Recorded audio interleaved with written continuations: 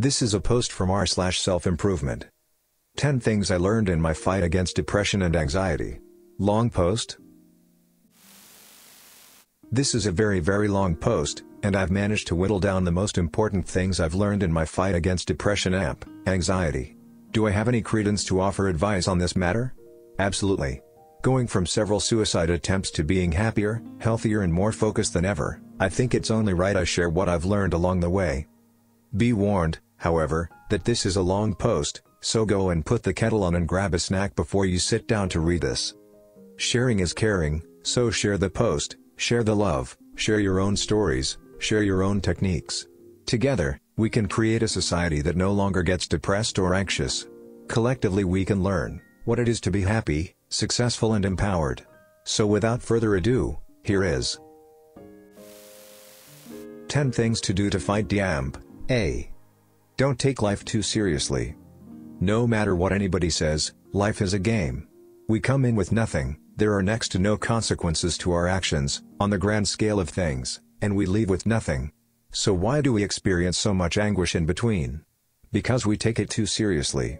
When you play a video game, and it's just not going your way, it can be frustrating. You might even wonder why you're playing the game to begin with, but when you realize that the point is not to win, but just to have fun, then you can really bring out a lot more in that experience. Same goes for life. Don't beat yourself up if things don't go your way, don't get caught up on seemingly life-changing incidents. Life happens. Life goes. Regardless of what you do or how you do it, you'll be leaving the stage through the same door as the rest of us. Nothing changes that. So take a deep breath, chill out, and realize that everything will be okay. At this point people think it's an excuse to be nihilistic, to wallow in the absurdity that nothing really matters. But that's the wrong way to look at things. There are so many pointless things we experience in our lives, and yet we still enjoy them. Same holds true for life. 2. Stop people pleasing. People always say you have to look out for number one first, and it took me years to figure out what that really meant. But basically it means be you. If people don't like it, fuck 'em. It's your life, and nobody has a right to tell you what to do, ever. Law permitting, so if somebody has a comment about what you do or how you do it, think about whether this person really needs to be in your life. I might get into cutting poisonous people out of your life in a different post. But seriously, all the energy you waste doing and not doing things to keep others happy is sapping energy that could be used to make you happy. You weren't born to appease other people. You were born to enjoy your life. So stop worrying about what others think and be you. 3. Accept it, you're human.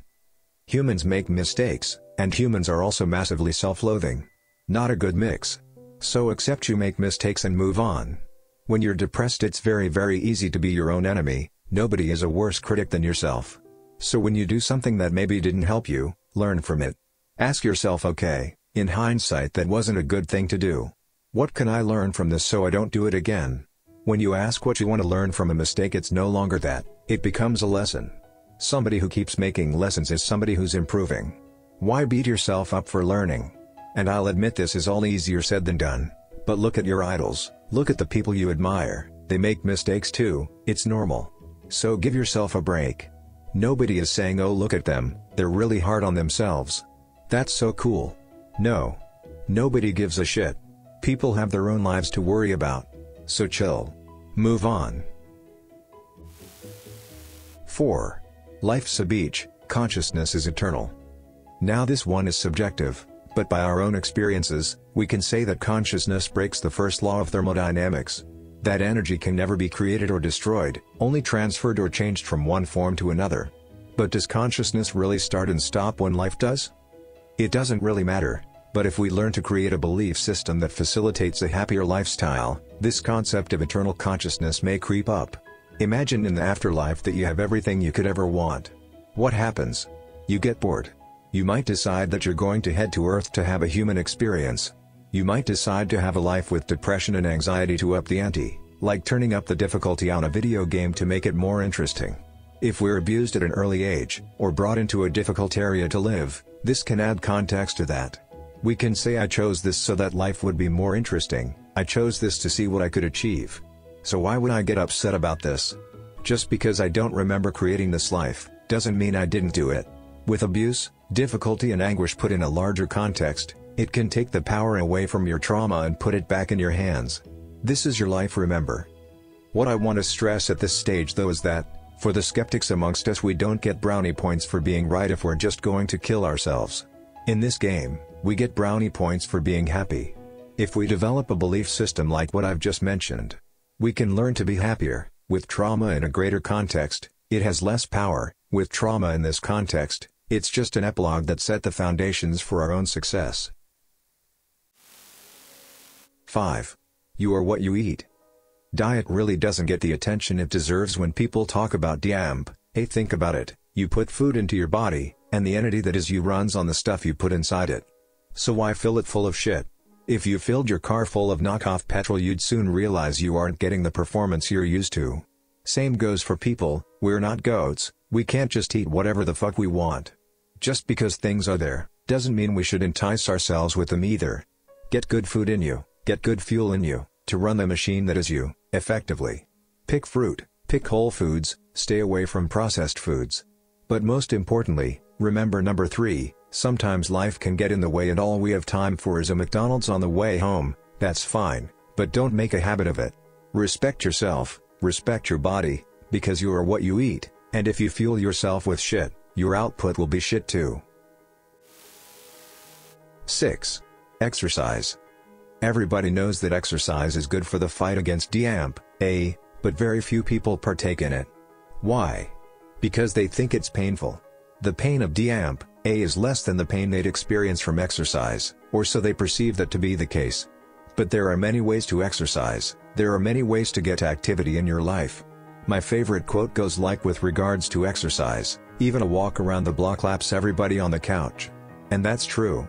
Nobody says you have to run a marathon straight away. If you warm up just to run to the end of your road and back, guess what? You smashed it. The whole point is to do some exercise, not do intensive exercise. As you begin to exercise more, you'll learn to draw the links between being happier and exercise. You'll realize that you think better after yoga, you work harder after a run, you have more energy to put into the hobbies that enliven you. And the best thing? There are so many ways to exercise. Don't want to be out of breath? Yoga. Can't run? Walk. Walking too boring for you? Get a bike. Only have a few minutes in your busy day? Well, do some push-ups. There are exercise programs, techniques and philosophies to fill the ancient library of Alexandria a million times over. Delve in, discover something you'll enjoy and experience that sensation of being able to accomplish amazing things with nothing but your body. You deserve that. 7. Meditate. Meditate. Marmite. Same thing? Maybe. Sitting down and doing nothing. Some people love it. Some people hate it. Some cultures revere it, some vilify it. But bottom line is, it's absolutely invaluable to people with DIAMP. First thing to note, there are many ways to meditate, and there are many different pros and cons to them. There are meditations for being a better fighter, or pianist, or athlete. There are meditations to become more empathetic, some to become more aware.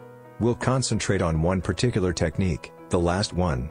Rather than go into why we're doing that, because I could write a whole book about it, and at some point will, I want to concentrate on how, specifically, meditation can help you if you're fighting DIAMP. Contrary to popular belief, you don't need to meditate massively to get the benefits from it, and you don't want to do too much too soon because you'll end up stopping for reasons I can't be bothered getting into. Read The Willpower Instinct if you want more info. Start with 5 minutes a day, sit down on a chair, close your eyes, no exotic poses, no visualizations for this one. Just breath in and out, in 1, out 2, in 3, out 4, etc. If you find yourself getting caught up in thoughts, start again at 1 and keep going until the timer stops. It'll go off before you know it, believe me. Also, the goal of meditation is not to get to a super high number, the goal of meditation is to catch your thoughts and bring them back to a neutral point. So you don't win once by not getting caught up in your thoughts, you win every single time you realize you've gone off on a thought train. So why bother meditating? Well, for one, DIAMP can take you on some pretty bad thought trains. When we learn to get off them, we can stop bad thought trains in this case, their tracks, giving us the opportunity to redirect them in a way to suit us. Also, after a period of meditation, you'll just find yourself enjoying life more. I've always said that if I meditate on a morning, I just seem to have a better day, Who wouldn't want to have a better day all day for 5 minutes on a morning? 8. Affirmations for the nation. Affirmations, something you'll come up against a lot in self-help literature, but what exactly are they? Simply, a phrase that empowers you, a phrase to rewire your mind to a more happier state. The subconscious mind, the mind that controls the vast majority of our life, cannot differentiate between reality outside, and the information you feed it yourself. So, by affirming every day I am a happy, successful person, your subconscious will take that as fact and begin to act out that reality through you. You will in turn become happier and more successful. 9. Intention. Intention is something that really isn't talked about when it comes to DAMB, but what exactly is it? Well, on a morning, when you wake up, and there's a moment between when you decide to get up and then actually get up. That's intention. During that time, you have the intention to get out of bed. Just like you can have the intention to go get food, or a job or get laid, you can set the intention to be happier. Intention can be used to overcome DAMB, simply by saying to yourself I have the intention to overcome DAMB, and if you are progressively moving forward with habits and a lifestyle that facilitate a happier, more healthier you are embodying this intention. So set the intent. Intend to be happier and healthier. Everything starts with intention. 10. Take responsibility. This is probably the hardest thing on this list, because by taking responsibility for your actions, you also say everything that has not gone my way so far in my life is my fault. And while that might seem like a hard truth, or even one you're not prepared to admit right now, doing this empowers you to make change. Some people never learn to take responsibility for their actions, purely because we're not taught how. People say grow up, act your age, take responsibility for your actions. But what does that actually mean? It means owning the problem, and I say owning because we may refuse to accept that we caused a problem, but that does not stop us from claiming ownership of it and fixing it. So when you are confronted with problems in your life, when there are things in your life causing you distress, instead of saying why aren't others doing what I want them to? Ask yourself what can I do that will help me overcome this situation? There are thousands of examples of taking responsibility that I may showcase in future posts, but by owning a problem you put yourself in charge to overcome it. Nobody is going to make you happy, only you can do that. So don't count on others to get you out of your own mess. It might seem harsh, but when you learn to empower yourself for your own problems, you become entirely self-sufficient, and you are never let down or dependent on others. You are not a slave to others, you are the master of your own life. Edit. I am wholeheartedly grateful for the gold. It really means a lot that somebody deems my work worthy of it. Thank you, truly. Thanks for watching everyone. Don't forget to like and subscribe. This is Experimental Journeys.